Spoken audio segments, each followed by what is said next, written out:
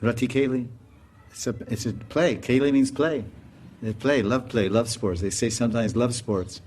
Sports, love play. Rati Keli. Siddha, Yali Bir. And Yali, Ali means the gopis. Yuktir, Apekshaniya. Yuktir Apekshaniya. I'm very expertly, Yuktir means the Guru is very expertly connected with the gopis.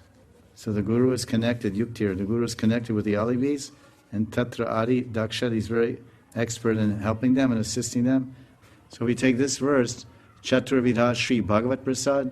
Sri Bhagavat Prasad means Radha Krishna Prasadi. Swad Ana Chittan Hari Bhakti Sangan. So swad means to taste, to chew, to eat. And Ana means grains. So this is the point. And now if you're going to take Ana, there's 4 kinds of Anas, and one type of Ana is Harinam, and one type of Ana is Krishna's form, and one type of Ana is Krishna's qualities, and one type of Ana is Krishna's lila. And then you want to chew that and taste that. Swad Ana, that's really an interesting idea. And you can say like that, but if we say something, it must be backed up by Shastra.